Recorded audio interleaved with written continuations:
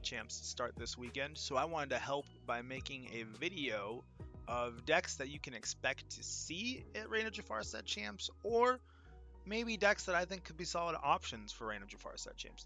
These will include decks that have done well at certain events, decks that you kind of have to be prepared for. Get it? That card that I like. So you don't end up making like surprise Pikachu face. Like immediately like when somebody plays a card because you weren't expecting it. So this is a great video for people who have either been away from the meta for a little bit or just want card decks that I would recommend playing at a Set Champs, or you can at least expect to see at a Set Champs. So the first one that I wanted to go over is what I would call the boogeyman of the format, and that's going to be Amber Steel Aggro. Whether or not you enjoy this deck or hate it, love it or hate it, this deck is ever present, and one, it's very strong. Two, I feel like Set Champs level players tend to be very attracted to the aggro as an archetype. So this is definitely something that you have to be prepared for when it comes to Set Champs, because this deck will exist and it'll probably be in your meta. I think this is the typical like aggro deck where people are like, I can play this and just run face, and sometimes they will.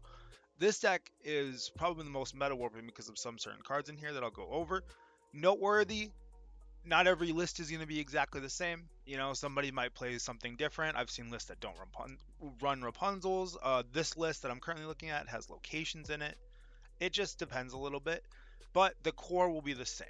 So the core that we're looking at for this particular deck is going to be Daisy, Cinderella, Rhino especially. Not so much 1/16 Wolf, but he definitely is a big part of it.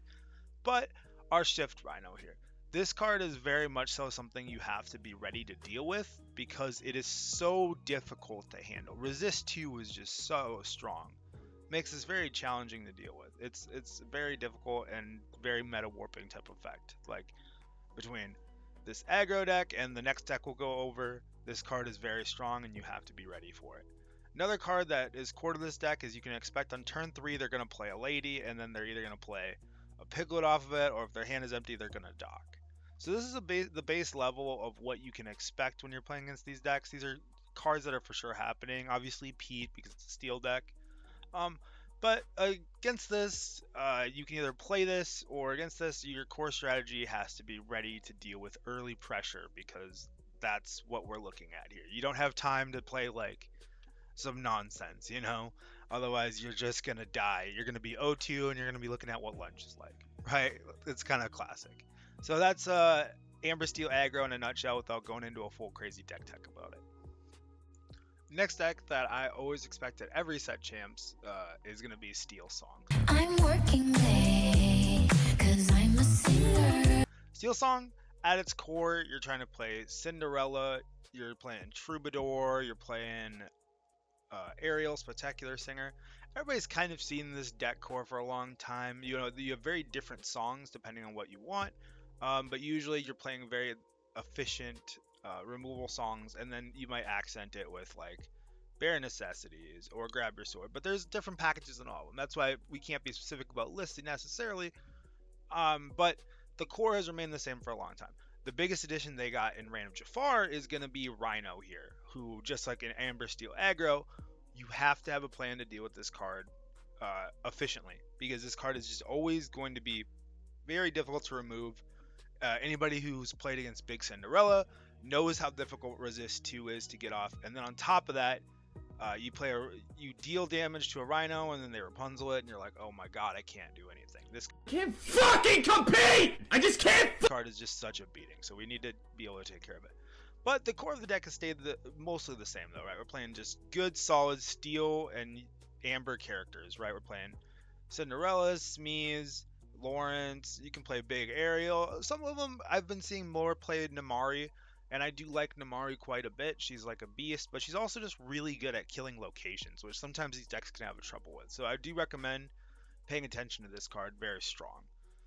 That's pretty much the core of the deck and like what it wants to do. You just really want to flood the board, sing songs, kill their stuff, play a bunch of characters, get all the lore. Kind of classic, very good tempo deck. It's been good for a long time. I imagine the people that have played it before at other set champs are going to play it this set champ. So I guess be prepared for that. Next one, classic green steel discard. Everybody's favorite. I know a lot of people are going to be excited for this deck to be gone once Fabled comes in. Go ahead. Get out of here. And if like Diablo or Prince John gets reprinted, I think people will riot in the streets. But this is basically the core deck with maybe some additions from Reign of Jafar, notably Beyond the Horizon, which with Ursula and Prince John makes this deck very degenerate and very difficult to deal with for slow decks. It's kind of this classic slow deck killer, right? Discard is just very strong against things that need a hand to do things. So as a Ruby Amethyst enjoyer, we've had problems with them in the past, obviously. The main thing with this deck, it has some frustrating play patterns to play against, but you've got to be ready to be able to deal with Diablo. I know that Diablo is less present in the format than it's been in other formats. Like, for example, as a Ruby Amethyst enjoyer, I've had to play 4 Brawls in a lot of my Ruby Amethyst decks in the past, but I play less now. But you still got to be ready for this card because the bird runs away with games. He just does. He just goes caw, takes your money, takes everything. You take a sip of water, boom, I'm drawing a card. You do anything, I'm drawing a card. So you got to be ready for this card as well as you can be in whatever deck you're playing. Otherwise, basic green steel things, right? They all have the shift lines, they all draw cards, they make you discard cards, they kill all your stuff. Sometimes the deck folds on itself. Be as ready as you can. The main thing that you have to be prepared for, though, is this Diablo card. That's like the main thing. Not a lot for me to talk about without going into a crazy deck tech on the deck, right? Next one, of course, another Diablo deck. This one I expect to be a little bit more present. I think a lot of people enjoy, the people who play this deck enjoy this deck. Obviously playing against it, it's a discard deck. How fun can it be? But this is green purple Diablo. This one is really benefits from playing Oops All Diablos here. We've got 3 Diablos for you to shift your big Diablo on. That's a very key point in this deck. And then obviously we've got a Prince John, and we've got very good tempo tools like Genie, Iago, Peter Pan, Crab over here. So this deck is looking more to stay on board and kind of just keep winning as like sort of a tempo style deck rather than just like solely relying on the discard, because the discard in this deck is not as quite strong. The big notable thing that they got in Reign of Jafar is going to be the lever package. This pull the lever that either draws 2 cards or makes an opponent discard a card, and wrong lever, which can put something on the bottom of the deck if you have a pull the lever in your discard or just return a character to hand.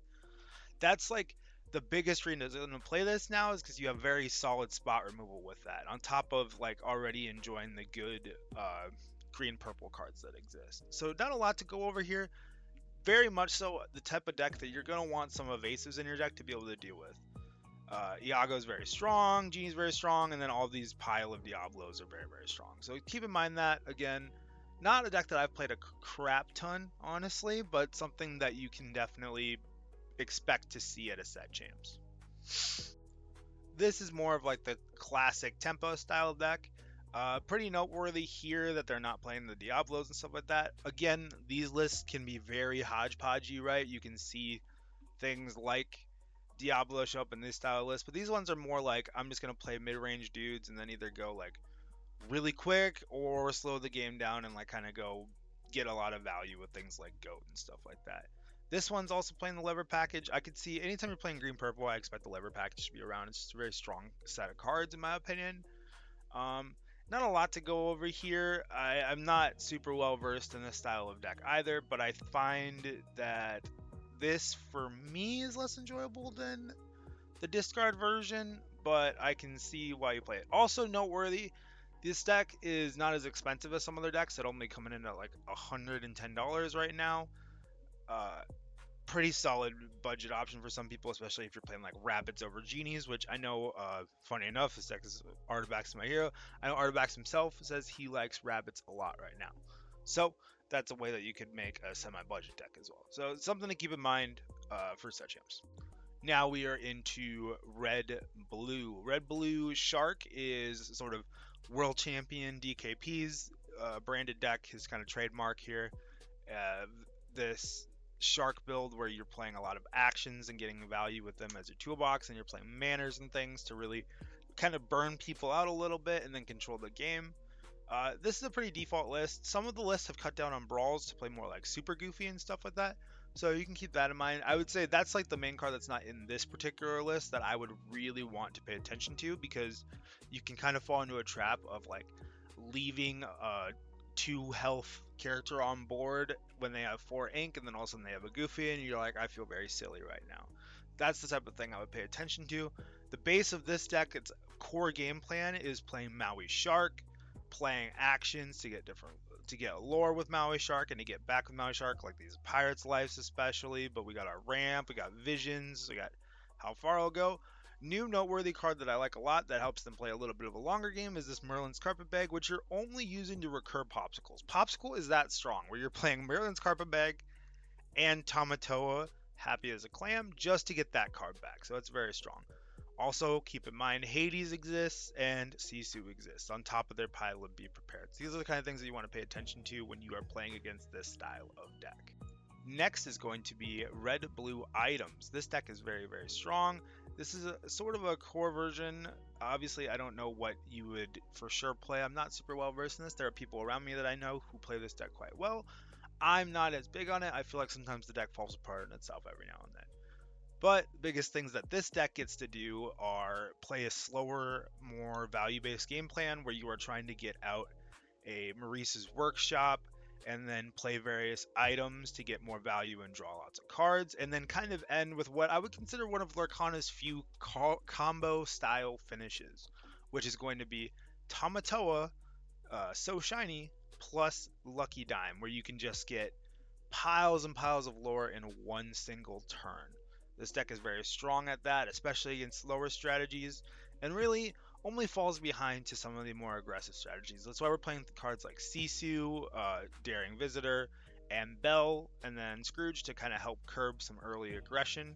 Very consistent, very strong deck for set champs. Noteworthy, your main way to remove things is going to be Sisu, Brawl, or other Sisu, plus Sapphire Coil. That's kind of the biggest thing you can expect to see when you are playing against this deck. So the next one that I would say you'd really expect to see is Blurple.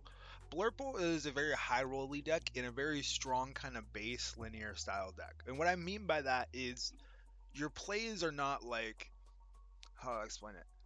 Crazy. Like, you can have, like, all Lorcana gameplay in my opinion has different nuances to it. But this deck, your game plan can be fairly straightforward. You're going to play big old things, and they're going to be very hard to deal with, right? You play a Belle early, you make it sing Friends on the other side, you shift that Belle, you play Tamatoa to get back your Popsicles so you have good top decks, you play Hades to remove any problematic things. Your biggest problem with this deck is go wide style decks. You know, like Steel Song is a great example of the worst matchup for this style of deck. But pretty easy to expect to see this type of deck with different flavors to it. This is a very base version with a lot of 4-ofs that I personally like. One noteworthy card that I got in this set was Ana Magical Mission. She is a 3/6 with support, and then if you have an Elsa in play, she draws a card. Very strong card, surprisingly. That support is very relevant to deal with things like locations and stuff like that. So you really got to pay attention. That and Monstro, which can effectively be a board wipe sometimes. So this is a very base level of Blurple, but a very strong deck in my opinion, and one that you can probably expect to see at a set champs. Finally, this one, while it is my personal favorite deck, and this is my version, this is a little bit less likely to see at a ton of set champs. I feel like Ruby Amethyst is either like a bunch of people play it or like nobody plays it. I think the deck is great right now, very strong, and in a very powerful place. So I'll just go over what the core game plan of the deck is, right? You're playing very much so around Maui. Half Shark, he's evasive, lets you get back your toolbox of actions, and you're giving him Rush with Peter Pan. That's kind of the core of the deck, so you're playing a lot of evasives. So if you want to be prepared for the style of deck, you need evasives in your deck or ways to kill said evasives. A lot of people don't play Moana. They play Iago normally. I don't like Iago as much because I have a lot of steel in there me. Other core things, obviously you gotta be prepared for Be Prepared. Get it? Finally. But this is a very core version of the deck. Kind of pretty basic action toolbox. Some of them are running more or less brawls than me. some don't run Dragonfire, and some don't play Hades. But these are cards that I personally like in my version of this deck, and that I've seen from Kindle Burdett, who is like kind of the most famous GVM of this player, and what he is currently playing. So some of the things that I do are a little bit different, but this is a core that he kind of built, or that I've seen him play, I should say. So yeah, guys, that's it for the video. Just a list of decks that I think you will probably see at Set Champs, or that I would recommend playing at Set Champs. Nothing worse than being completely in the dark about what's going on in the game of Lorcana, so this is a good little meta, quote-unquote, snapshot, something that you can kind of see and at least have in your mind, okay, they might be playing, I have to have a plan for Rhino, etc., especially that card. So many choice words in my head about that guy. But hope you find this helpful, and good luck trying to win one of those beautiful top 8 enchanted Jafars.